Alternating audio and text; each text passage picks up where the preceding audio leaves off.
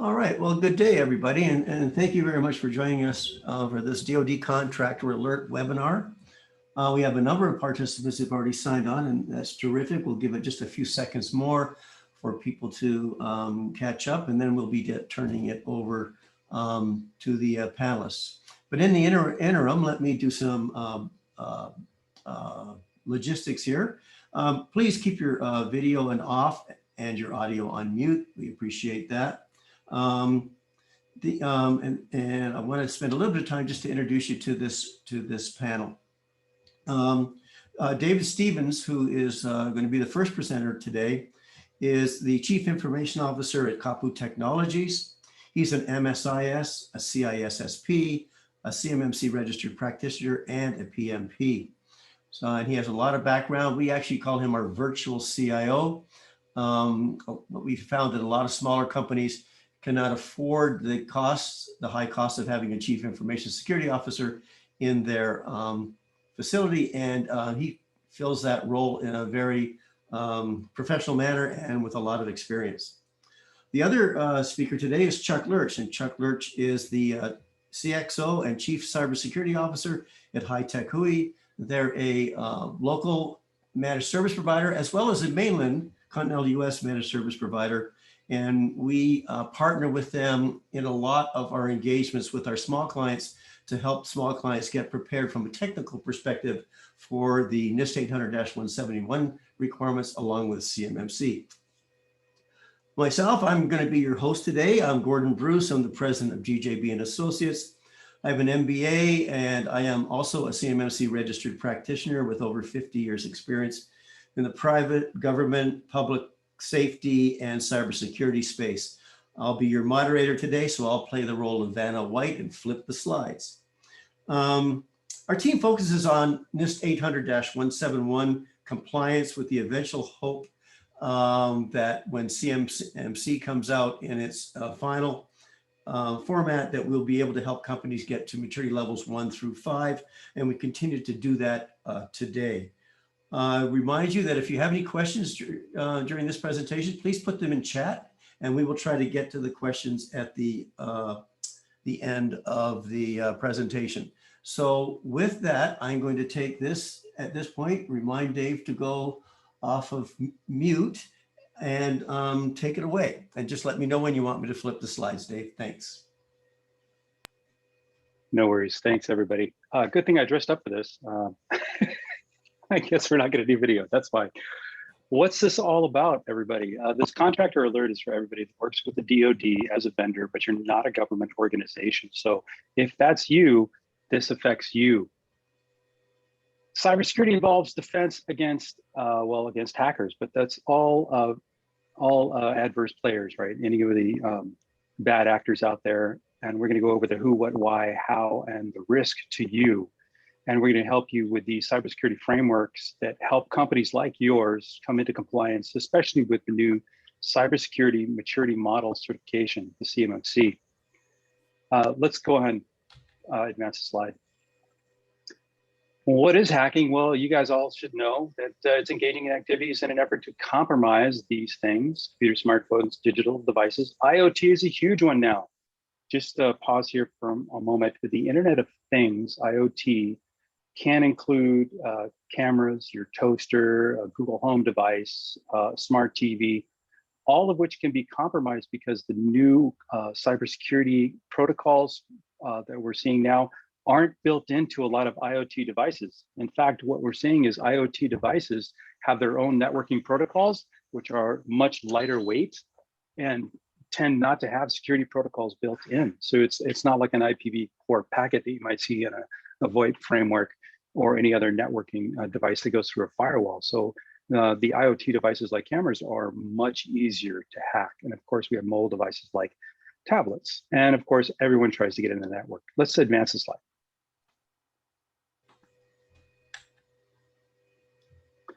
These are the people that are hacking. Though there's private ones, and there's hacktivists that are political and social. Organized crime sees this as a huge opportunity. So if they can hack big money, they can get a lot of profit out of this. So they can sit around just like nation states can and put a lot of people on these big hacks and compromises that get them huge profits. And of course, nation states like Iran, North Korea, Russia, and China all have their own individual motivations for doing things like this. North Korea, most especially now with all the sanctions against them, they're hacking things like Bitcoin and the SWIFT system and banking and routing for financial transfers. So they've been able to steal almost $100 million in this last couple of years. Let's advance the slide.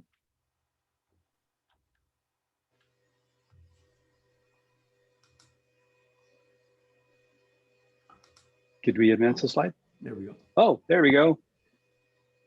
Well, again, it depends on their motivations, right? So if you talk about a nation state like North Korea, they want money.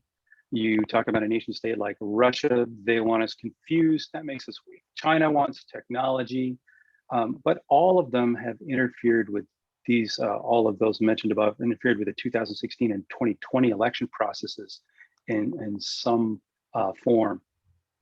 Well, they can do this remote or in person. And in person, you always know that's the insider threat that everyone's looking for, right? So you should be on your guard for that. But for remote attacks, you have networking, and those are the kind of networking attacks you can get.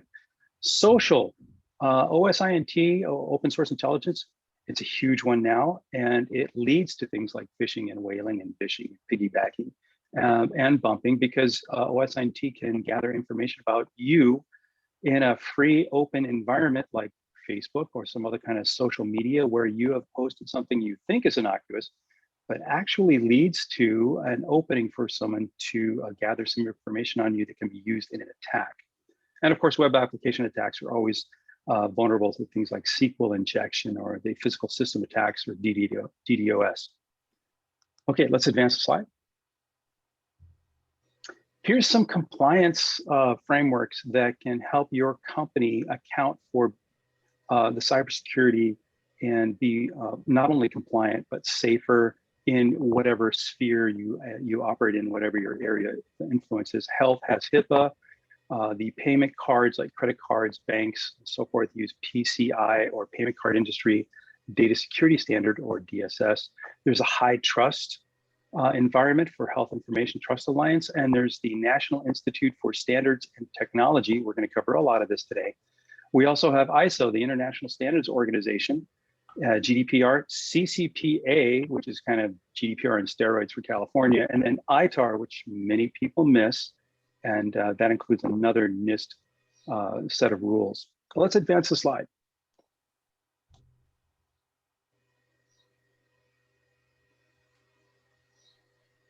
The risk to business, of course, we go through all these bullet points here. You guys all realize this.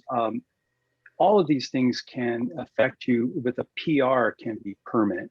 And when someone knows you've been hacked, that personal credential, that confidence that people have in your brand can diminish and cost you quite a bit in lost sales. So getting hacked doesn't always have to be the loss of money or fines, but it can just include your brand just being devastated.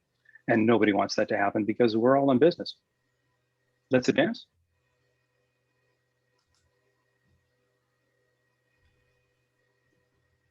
The risk for government can be catastrophic, and not too many people know it actually happens. It's probably because the United States and other countries don't advertise these complete failures, but I'm going to cover one and then show you a photo that proves it happened. And this is just one of the many types of thefts that have occurred for contractors. This is all downstream contractors to Lockheed Martin in 2007, 12, and 16. Downstream vendors for the F-35 project were hacked and information was stolen. And the result is on our next slide. On the right, you see the new US F-35 Joint Strike Fighter. And on the left, you see almost the exact same aircraft called the FC-31, which is now in production and flying in China. And when the Chinese ambassador was asked about why these two planes look so hauntingly similar, their reply was, ours is different. It has two engines. Let's advance to the next slide. Let's talk about CUI, CDI, CTI, and FCI. All the definitions are there in front of you. And we're going to be discussing these for the new CMMC because at different levels of this maturity certification, you're going to deal with these kinds of information. Federal contract information is as simply as what does your contract cover? That's FCI, and you need basic cyber hygiene to protect things like that. Because if people know what you're contracting on, they know what the value is of the information they could steal from you. So you want to keep that sensitive information secret, just like all your other information.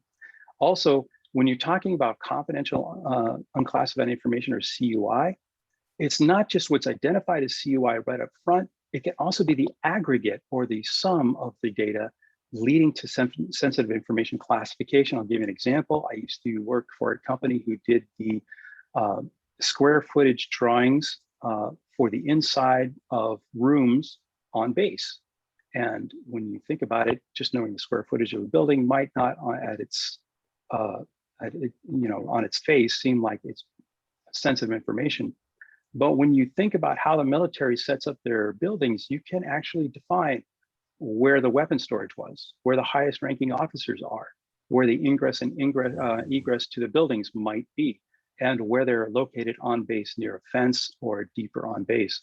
So all these things can lead to CUI. So it's possible that you might not have CUI identified specifically on your contract, but it might be in the information you're creating or using. Let's advance. What is DFARS? Well, if you're on this webinar right now, you know what DFARS is. The Defense Federal Acquisition Regulation Supplement, or the DFARS for the DOE. It's the Federal Acquisition Regulation Supplement for the use of, or the acquisition of items by the US government by contractors or civilian organizations. Almost all acquisitions by the US executive branch agencies are subject to the FAR, and we'll talk about why the FAR and without DFARS still relates to you. All contracts issued by the US military and NASA include these regulations.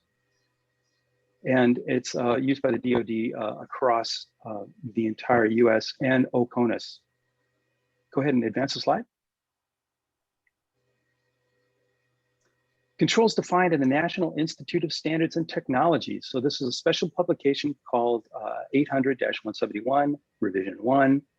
And in 2018, January 1st, all organizations were required to comply with this DFARS clause 252-204-7012, which states that you are self-attesting as a company that you comply with all 110 of these controls listed in special publication 800-171. If you signed a contract, you said you complied with these security controls. It's a law. And you now are required to have a system security plan or SSP, a plan of action and milestones or POAM, and you self-attest when you sign the contract. Let's advance the slide. All contractors in the Defense Industrial Base or the DIB must comply as of January 1st, 2018. And now in the next few years, you're going to see everybody has new DFARS clauses referencing the CMMC in particular, and you'll have to comply even if you're downstream and you're a sub of a sub of a sub. If you're anywhere on that contract, you must comply, no matter how small your business. Let's go ahead and advance. Now, most FAR-based contracts are going to include the FAR clause 52204-21 that was written in the 90s, I believe, and contains 15 of the 17 maturity level 1 cybersecurity maturity model certification controls. Contracts that don't explicitly say that still have it read in under what's called the Christian doctrine. You can research this. Was in 1969. The Christian doctrine references a construction company that was sued by the United States government because they didn't comply with these rules. And their defense was, you didn't explicitly put it in the contract, but the finding was that the contractor was in the wrong because these are implicit in your contract. So by signing the contract, you're agreeing that you comply. So non-compliant DOT contractors face fines. AT&T, Cisco, and others have already faced huge fines. You're seeing right there. Your breach of contract damages can be huge. You can have false claims act damages. In fact, if you sign a contract and you're not actually compliant, then you bill the government, you are committing fraud. And you can be fined for that. And that's exactly what happened to some of those companies up there. So if you self-attest and you're not compliant, it's fraud. So you can have a poor past performance record that can to restrict you from getting more contracts. You can have your contract terminated, and you can have damages. If you don't want to be suspended or disbarred from contracting, we suggest you comply with this. So start working on it now. Could we advance? This is what it looks like. You're going to see the new 800-172 scoring system for your system security plan of action and milestones. There's 17 families of security practices. There are 100 control checks and 20 practices. So the ML3 or maturity level 3 CMMC will have 130 control checks in it. And these are what that looks like down there. You see 3.5 identification and authentication and some samples of the control checks that you must comply with underneath that 3.5.1 as an example, identify system users processing acting on behalf of users and devices. That's just one sample. Let's move on. Oh, this is my turn. Gordo? Okay, thank you, This Dave. is your turn. All right, thanks, Dave. Appreciate it. So I'm going to kick it off from here. We're going to talk about I call it the new CMMC, and the reason I call it the new CMMC is because it's evolving. The CMMC has been around since March of 2019 and continues to evolve as these controls go into place. I think an important factor that happened in November of 2020 that impacts all of you as subs or primes in the defense industrial space is the DFAR 7012 was augmented with 7019, 7020, and 7021 clauses. These clauses require you to do a number of things, and I'll talk about those in just a minute. And one of the key ones is the fact that 7021 is related to the deployment of CMMC requirements that Dave talked about earlier. Just right now, there's a 5-year rollout in the plan. Currently, there's 15 provisional assessments going on with the CMMC, and 15 contractors have been impacted by it. And 2 of them happen to be my subcontractors who got notified and are being pulled into this provisional assessment. November 20th, DOD, the rule came out. This is what you were required to do. If you have not done this, please go online, do your research on this. You have to submit your supplier performance risk system sign up. You have to have a cage code to do that. You have to get that done. You have to do a attestation on what your estimated score is. And that can be anywhere from a -300 plus to a maximum of 110. And that maximum of 110 is that you comply 100% with all of the controls that have been identified on NIST 800-171 release 1. That actually involves about 300 practices, and every one of them have to be documented and demonstrated to the fact that you are doing them. So you can rest assured that there probably might be a few of you out there with a few gaps in that space. Your system security plan must be submitted. Most system security plans that I have seen that I've been working on, when completed, are about 300 pages in length. And then if you've not completed your all of your controls up to a max of 110, you must have what's not done identified in your plan of action and milestones, along with dates on when you intend on getting those completed. This is the model that CMMC looks like, levels 1 through 5. 5 is a very challenging model to hit. What we're finding in our experience as registered practitioners in this space for now a number of years is a lot of contractors, small and large, have to be at the level 3 within the processes and practices. And just as a point of order, Dave's company, my company are in the process of going to maturity level 3, and Chuck's firm is going to maturity level 5. As we mentioned, then here's the goals, and you can see the practices at maturity level 1. It's 17 practices, no documentation at maturity level 1, no documentation. You just have to be able to prove that you're doing it. But once you go beyond 1, then there's a lot of documentation that has to be put in place. Our educated number right now is policy and procedure wise. To get to maturity level 3, you're in the neighborhood of 100 policies and procedures that must be in place and demonstrated as being practiced and as a real and culture within your organization. So this is a picture I wanted to show you what the ecosystem looks like as it is today. So on the upper left-hand corner, you have the registered practitioners, and that's where we are today. Registered practitioners are individuals who have been trained through the CMMC to help customers or DOD contractors prepare for CMMC assessments, like the 15 I just mentioned earlier. So that's going on right now, but you do not have to use a CMMC registered practitioner to do your self-assessments and your attestations. There's not required. And if you've got the wherewithal and the team in-house to do this, that's certainly your prerogative. Again, we provide that service, either doing it as the whole job, or we can actually provide guidance in that space. Training. Now, the training program we went under for registered practitioners was done by the CMMC AB, but certified assessors are needing to be trained. And that whole training ecosystem is under development right now. So you're going to be using universities, community colleges, private training organizations who are going to be putting formal training together for certified assessors that'll start to be coming out over the next 2 to 5 years. But you also need to have instructors. So instructors have to be educated in how to instruct those that want to be certified assessors and such, and certified 3PAOs. All of that has to be done. So all of the materials that needed to educate individuals to become instructors are in the process of being developed now.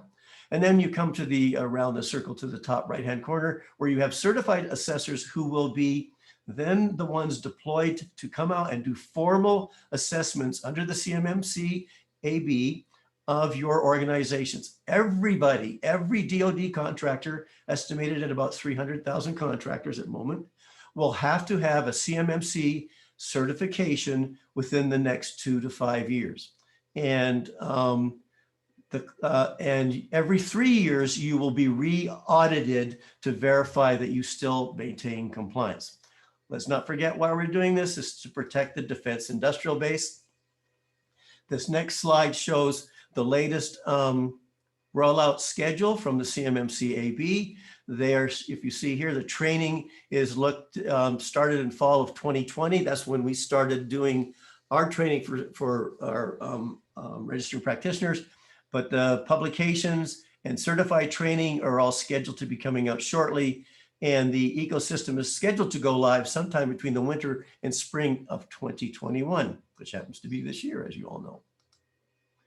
So what's the cost? And we get asked this a lot, and this is where it's a real challenge, especially for small companies.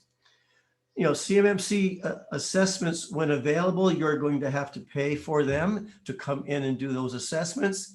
You're going to have to do continued and monitoring and training within your employees. And you have to get recertified every 3 years. Now, here's some interesting things that have come to light.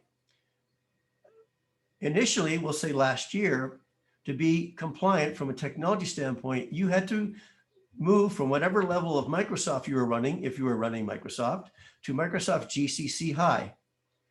That is not an inexpensive undertaking, and it takes anywhere from 4 to 6 months, even if you're a 2-person shop. Now, in March of last year, Google Workspace became compliant for the most part for NIST 800-171, and it's now on another option for clients that happen to be playing in the Google environment for them to be compliant. But what we have found over time, and this is what the US is all about, innovation, with some third-party tools, you may not have to go to GCC High. You may be able to stay at Microsoft Office 365 E5, make some additional deployments and tweaks to your technologies, and meet the current rules for compliance. Increased costs for DoD contractors. This is our personal experience. A Hawaii-based company with 120 employees are currently paying $250,000 to be prepared for maturity level 3. This does not include their hardware and software changes that they needed to make. This did include the development of 100 policies and procedures. This did not include the annual cost of training their employees. It does not include the continuous costs of monitoring their systems and doing reporting. And an assessment is estimated to be for CMMC at about $30,000 every 3 years to come in and have that done. So what could this do? This could have an effect on what's going on. Small companies could say, wait a minute, we just can't afford this. This is not something we can do, and we're going to decline anything to do with the defense industrial base that puts us into the CUI model, because it's just not within our wheelhouse. And I should make a note here, and you should note this. If you're doing CUI right now, you've already attested to the fact that you are compliant. So don't expect the DOD to come in and reimburse you. You may have heard that, oh, the DOD will reimburse you, not to get to maturity level 3. They will consider reimbursing you for additional costs up to maturity level 4 and 5. But from 1 through 3, that's on your dime, and they have expected that you have been in that space already. Note, if you provide common off-the-shelf hardware and software to the DOD, or the Defense Industrial Base, and you do not modify it at all whatsoever, and I can buy that same product, you do not have to comply with CUI and NIST 800-171. So this is what you should be doing. You should start to be following alerts from these various organizations: the Cybersecurity Infrastructure Security Agency, InfraGard. You should begin your review and work on the 130 practices and start to get those things rolled out and in place. You need to identify a CMMC champion within your organization. Engage a registered practitioner, which is optional, as I mentioned, to help you get there. And ensure that your contracting officer clarifies what's in the contract. And the DOD is supposed to be a lot clearer in what they're issuing to you with regards to clarifications in the contracts. So you will start seeing 7012, 7019, 7020, and 7021 in your new contracts. Some of the things that we do, this is just a little plug for us. We provide our registered practitioner training expertise. We have a chief information security officer on our team, Dave, who I mentioned earlier. We use High-Tech HUI to help with an infrastructure review. We will help you prepare your estimated score. We'll help you build your NIST 800-171 Release 1 Maturity Level 1 documentation and such to get you to 3 for 17 practices. We'll document the 130 practices and controls, get them all set up. We'll draft your system security plan to get you started. We'll also draft your POAMs to get you heading forward on that. Then after we've got you set up for all of that, and again, realize that's at maturity level 1, but for maturity level 3 goals, we can then look at see what you want to do, because you may be able to do it in-house over the next 12 to 24 months to get you to CMMC maturity level 3. And with that, I'm going to turn this over to Chuck. He's going to give you a little background on what High-Tech HUI provides. Hey, hello, everybody. Thanks again, Gordon and Dave, for putting this all together. Again, we have worked on multiple projects together in the past, so we know how to work together. It's a lot of fun. We are, like Gordon said, we are going for level 5. It's a lot of work. I'm not going to say it's not. We do have all of our employees are U.S. citizens, which is important, especially when you're running a SOC like we do. We do have an office in the Philippines for our Philippines clients, and then we actually just opened up an office in Australia for Australian clients. So I don't know if anyone on the call has offices in those areas as well, but we do have those open. So Let's talk about High Tech HUI and CyberUptive. High Tech HUI was the first company that came about. But when we first went to the mainland, nobody knew what a HUI was or who HUI was. So we actually came up with CyberUptive for our worldwide brand, but High Tech HUI is still the brand for Hawaii. So as you go down this journey for CMMC, most likely you're going to need to procure more hardware, software, and consultant services to take you through that journey. So we've already done all the research for you to make that as painless as possible. We know what works, what doesn't work. So again, just going through the infrastructure review, you need to make sure your networks, firewalls, servers, desktops, cloud, everything, again, is up to date, making sure that it is on the allowed list as well. So if you're using, what was that company out of China? Huawei. If you're using any of those wireless devices or any of those routers, you're not allowed to use those. So again, I'm making sure that you are practicing the best practices. Next page.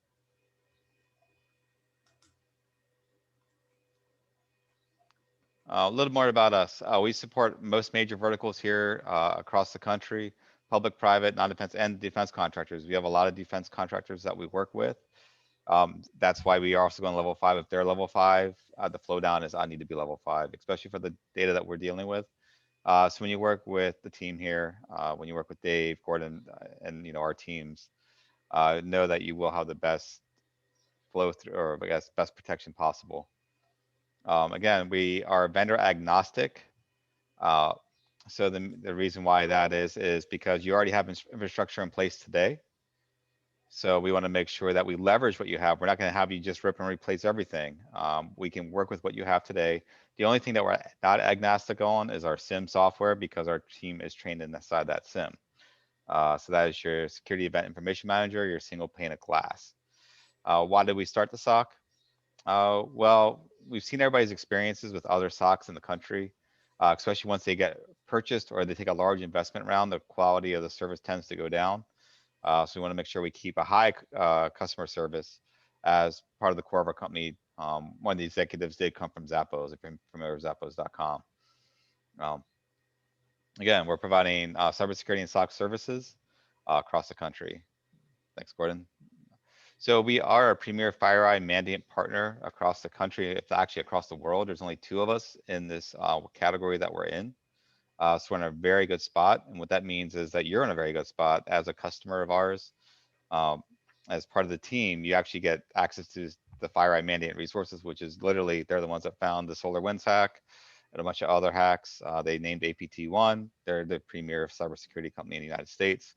And we are their MSSP arm, or one of 2 of them. But anyway, so no long-term commitments. Again, stemming from the Zappos culture, we work to earn your business every day.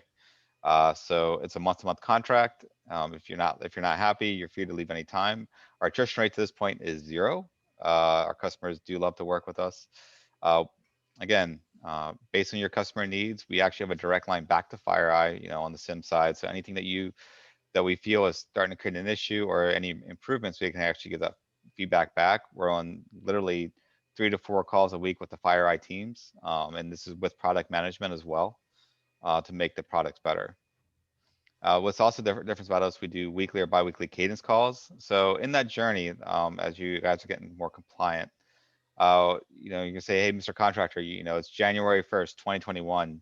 By the end of 2021, you want to be level 3 compliant. We actually sit on the cadence calls with you every week or every other week to make sure you get to your level 3. So we hold you accountable to make sure that you're moving things forward. And if you're not moving things forward, how do we readjust the timelines? Again, we want to make sure you feel like the only customer. You can go next.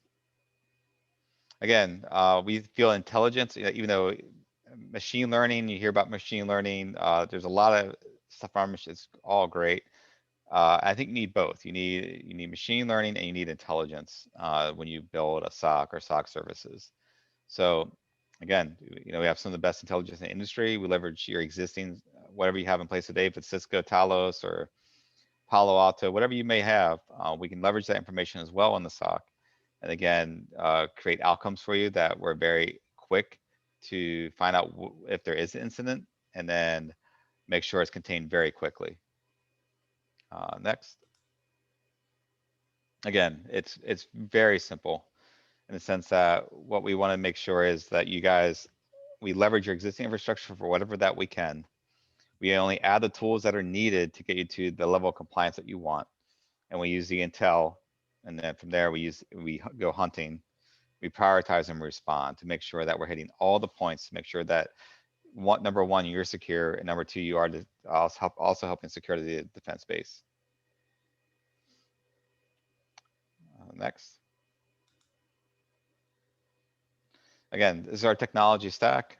We have about 40 different vendors we work with, depending on where you're at in your journey and what you've implemented so far. We have recommendations. We usually have 2 vendors for every category when it comes to compliance. We also want to make sure those vendors actually are easy to send logs into our SOC to make sure that we can remediate quickly. The other difference about the SOC, and we can leave it on the slide for just one moment, is that as a customer, you get full access to everything. So that means that the licenses are yours. I guess in an earlier point is that it's month to month. So, let's say things don't work out for whatever reason, you still have all the products that are under your name. That's your license. So again, we want to make sure that that journey is very clean and very easy to navigate. Okay. Next slide. Again, we make it simple. You have access to the intelligence. So not just us, but you and your team will actually also have access to intelligence. You can actually install a plugin in your browser as well called Mandiant Advantage, and that's free. So we can show you how to do that. So you can actually, as you're navigating your day-to-day, you actually get intelligence on everything that you're doing. And again, your access to expertise, your access to us and the fire experts as well. So you have our local team. We're at 80-20 rule. 80% of the employees are here in Hawaii. The other 20% are across the mainland US for the Follow the Sun SOC. And that expertise is also on a chat window inside the SIM as well. Next. I think that's it for us. Short and sweet. That's not necessarily a wrap, but that took us through the presentation. And as I had requested earlier, people had any questions, so please put them in chat. And we do have a number of questions out there. So Chuck and Dave, why don't you turn on your video? I'll turn on mine. And let me pull up the chat window and I'll look and see what the questions are that we have here. Gordon, I've been trying to answer these questions as we go along. Oh, great, the Dave. last one, well, let me confirm, we hit record, right? Yes, we did. Okay, good. That was one of the questions. Another one was, well, a couple of them have been on the materials we'll be providing after today's session to the webinar participants. And some people are asking for things like a list of the controls by ML levels in the CMMC, and also maybe the slide deck, which I think would be just fine. We can distribute the slide deck along with the other materials we promised for our participants today. And one of the last questions that we should all consider answering here from Rona, she asked for the CMMC if everyone needs to be a US citizen because they have somebody who's not a US citizen. And I believe the answer is it depends on your CMMC level. Can you guys confirm or deny? Chuck, you're going for level 5, right? That's correct. And then right. we were subject to a bunch of other things as well, just not CMMC. So ours, people have to be all US citizens. If you are a green card holder, you could be okay. But if you are not a green card holder or a US citizen, depending what it is your company is doing, that individual or those individuals may not be allowed to be involved in any of the projects that touch or handle CUI. They can still work for your company. They just can't work on those projects. Right, so you'd have to isolate that data that is CUI, all the paperwork, all the actions, all the views, and all the actual computer data or digital data that's CUI. You'd have to isolate that from that employee. And with regards to the materials, yes, on our flyer that we sent out and when you registered, we're going to be following up with those of you that actually showed up today for the event. and we'll be sending you all of the materials that we identified in the flyer.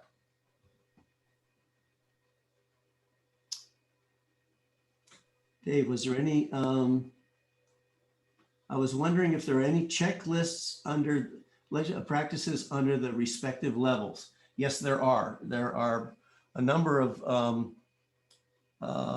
documents out there that detail what those respective controls are by family practice. So there's numerous out there. We actually have them. We've built a number of templates ourselves for that. We also built a number of crosswalks because some people have done things like HIPAA or PCI DSS or even an ISO compliance. And those compliance rules actually meet some requirements, actually most requirements for the CMMC at several of the levels. So if you've actually done one of those, we can help you through crosswalking how your ISO and your CMMC actually assist each other in complying with both sections or both compliance methods. So I see a question here from Scott. For the staging of requirements, I know some are required to be CMMC compliant soon or now, question mark. Will there be a drop dead date?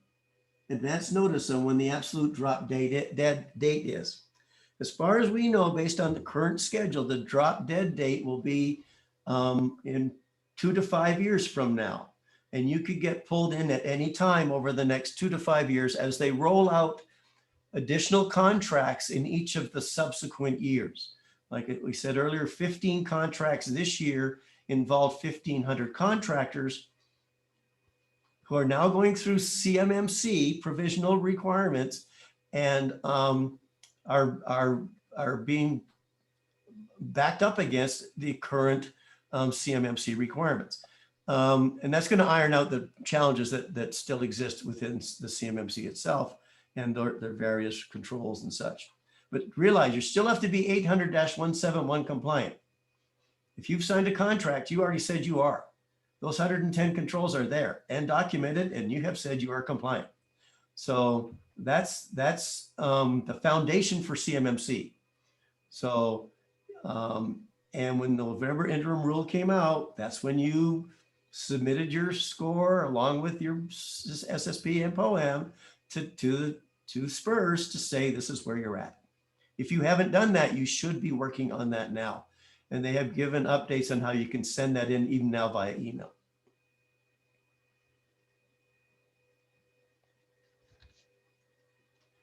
Here's one. Are the materials you will be sharing able to be shared with clients trying battling compliance?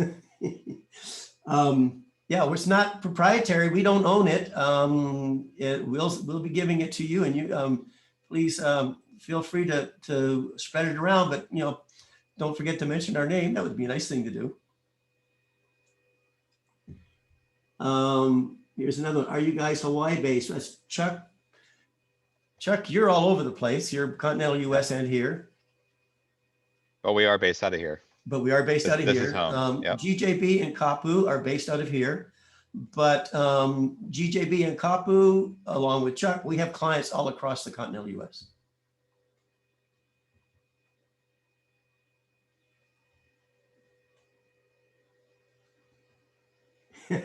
Thank you, Scott.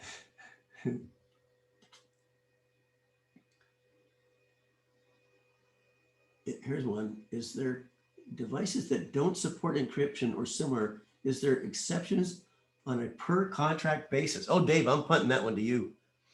Okay, so yes and no. The device itself cannot have an exception. However, if you account for encryption for data in transit in another methodology, then that device could actually be used on your network. And that is on a case-by-case basis, but you have to be able to secure the device. Most devices not only provide encryption, but also provide an authentication mechanism. And sometimes that authentication mechanism is not good enough to be on your network. It doesn't qualify. So it would be on a device-by-device, case-by-case basis, and we'd have to take a look at that. So most of the time, I'm going to say the answer to your question is no. You have to have a device that will comply. And that's the easiest way to go. And it's worth the investment, I might add.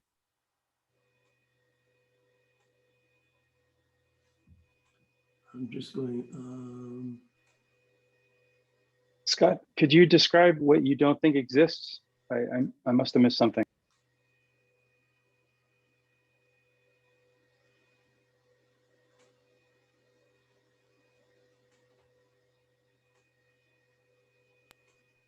Matt's question about a digital memory card. So digital memory cards are something that store data at rest. And yes, if you store CUI on data at rest on any kind of media, it has to be secured and correctly labeled, I might add. yeah, and if I could add to Dave's comment on that, if you are using those types of devices, there are a number of steps and processes and policies and procedures that you must have in place and demonstrated that are practiced, and they are identified in the handling of CUI documents available from the DOD. Here's one. Is a lockable mini office within the office a must, or can the entire be limited, or can the entire be a limited access suffice? So I think what Luce is saying is if the entire office is limited access and CUI compliant, then do you need a mini lockable office? And that's a hard one to answer. If everybody's dealing with the same CUI, then the answer is yes, you can just secure your entire office. If there are different levels of CUI, then you would have to comply to the highest level for your entire office, or isolate the highest level data in another mini office somewhere. We already work with clients that secure their entire office, lockable doors, digital entry, key cards, and a visitor sign-in log with security, and their entire office is CUI compliant. Right. So if your office has access to CUI, when people come into your office, you must sign them in, sign in logs, track the logs. They must be escorted everywhere they go. There's a lot of things that you need to put in place related to the technology, such as if a screen has not been, or a computer not been monitored for 30 minutes or some set period of time, it must go blank. There's a lot of sign-on requirements. There's a whole number of technological things that you need to put in with supporting policies and procedures. Now, if you're handling, and this is not about ITAR, but it's one of Dave's favorite subjects, which is when you're dealing with weapons, that's a whole different set of controls. And yes, you do need a separate office for that. And that goes under a whole different set of controls known as 800-053. So just to keep that in mind. Scott's got a good question there. Scott, I wouldn't recommend moving anything on-prem. You're just increasing the amount of compliance issues you're going to face, especially when storing and managing your data on devices that you have to manage. There's an enormous number of controls that you have to comply with. It's much better to use a cloud provider that attests to compliance at the level that you're going for. So I wouldn't recommend moving anything on-prem unless you absolutely had to. And there are data centers here that will be compliant. And I agree. I have to agree. Yeah, I agree with Dave, and I agree with Chuck as well. It's just too difficult to maintain the compliance requirements at maturity level 3 on-prem. For example, like an on-premise Exchange server, especially since the breach that happened, not the breach, but the vulnerability in the last week. Perfect example. Yeah, I mean, it's just a lot easier, and it'll actually take more effort to, especially for a smaller business, to secure an on-prem infrastructure. The more you have to secure on-prem, the more everything else you have to have in place to help secure that. The more cloud-based, you're leveraging their security policies and procedures as well. It also makes your Connected backups library. extraordinarily difficult, right? Because you're trying to do a backup rotation and some of that should be offsite. So you're just increasing the amount of effort it takes to get a backup offsite. You don't want to do the old tapes and drive them home and the weekends and store them in a safe deposit box and rotate them out and 3 copies and all that. It's much easier to have an off-prem solution in the cloud that does all that for you and updates all these systems and procedures and policies on an ongoing basis that you don't have to think about, which is kind of nice, especially for Right. smaller companies. Yeah, and you also have the risk of things being stolen.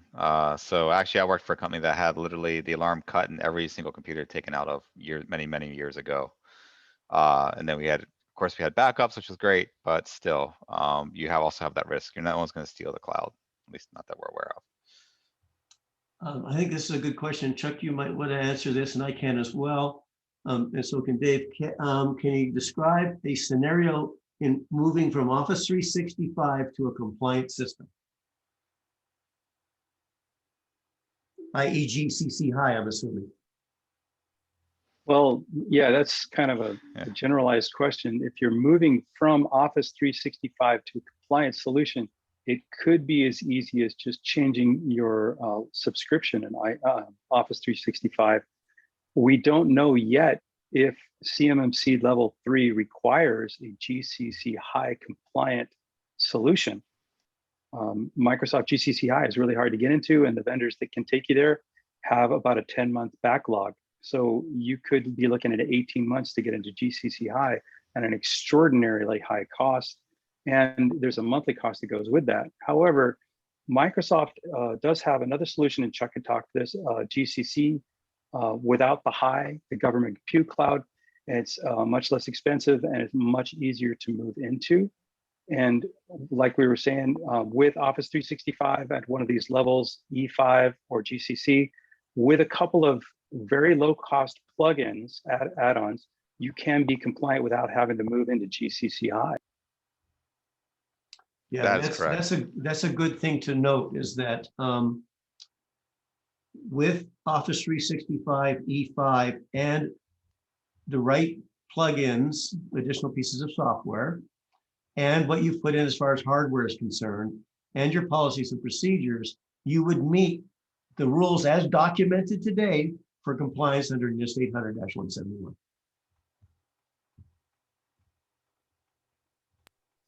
I just got to add this because we're all small businesses here.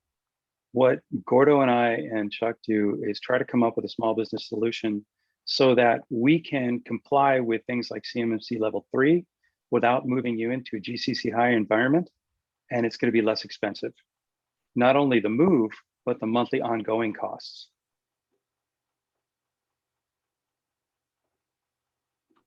That is correct. Okay, I'm scanning the questions, see if I didn't miss anything here. I think, Gordo, some of those questions are going right to you because I don't see a lot of those questions. So if you guys have questions, it'd be great if you put those questions to everyone in the chat box, and we can all jump in. Well, here's one. How would CUI be determined? Determination be made if it isn't identified in the scope of work that we receive? That's a great question. The contracting offices for the Department of Defense have been put on notice that they need to be clear in what's in their contracts. And they need to clearly state 7012, 7019, 20, and 21. So going forward, you should start to see those in the contracts. However, if they are not, this is we're passing on as guidance. Your contracting officer needs to go back to the contract officer for the DOD and ask them specifically. Side note, the Christian doctrine, it states it's implied. And that's where they get you. But right now you need to ask them. I answered that question as best I could in there, and I think I got the same answer as Gordo, with the addition that my example of inadvertently creating CUI by the aggregate of the digital footprint that you're actually engaged in, your area of influence, you could inadvertently create CUI. And in that case, you have to determine if it's CUI or ask your contracting officer. And I put a link in there for everybody to go see the definitions of CUI in the National Archives.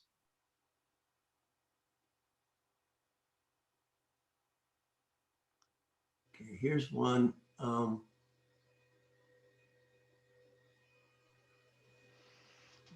Okay, here we go. As an AE firm, with people doing both DOD and other projects, can they use the same computers in the secured room, or do they need to have separate computers? Oh, Dave, you want to take that one? Sure.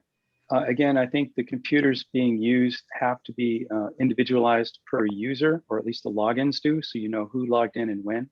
If they're in a secured room and you want to use the same computers, you have to secure that computer and that room at the highest level of security for the highest level CUI that you're dealing with. And so if you're dealing with top secret data, everything's got to be top secret qualified across the board, including the computer users. So you can use it across projects as long as you secure to the highest level of CUI that you're required to be secured for.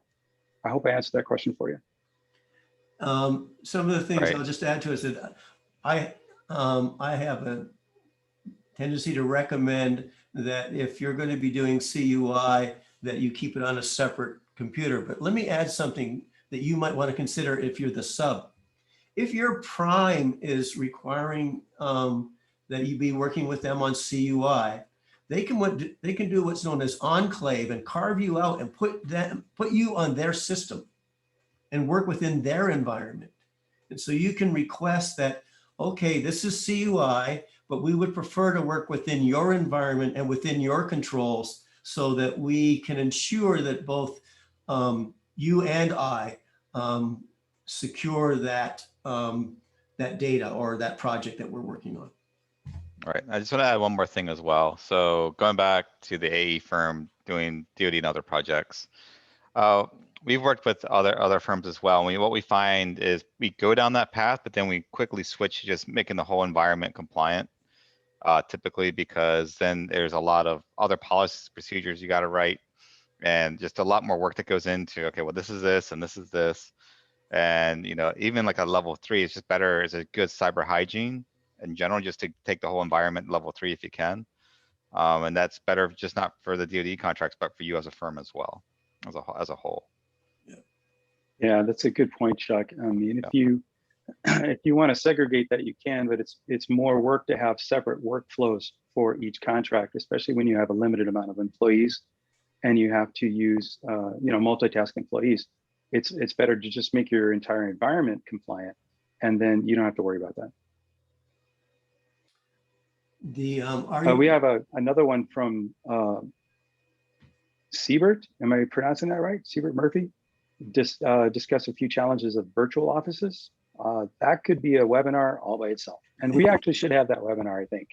We're actually coming up with a list of recommendations for equipment and procedures to secure your virtual environment if you're a single person working from home or a couple of people sharing a home office.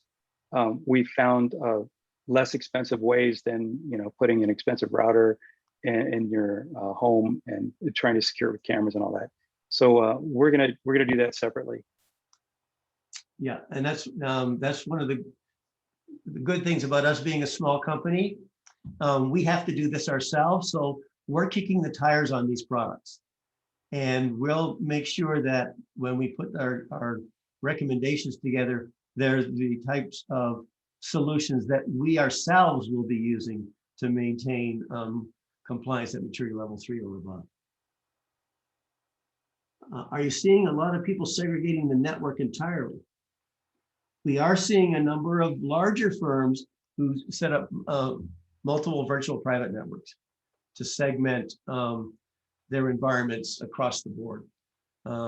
We have clients that have offices in maybe 8 or 9 different states, but they're headquartered here in Hawaii. And so you can imagine what they've had to do as far as network segmentation for their compliance challenges.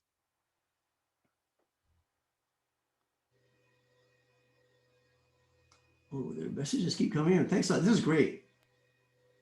Virtual offices, we talked about that. For sure. Okay, so far so good.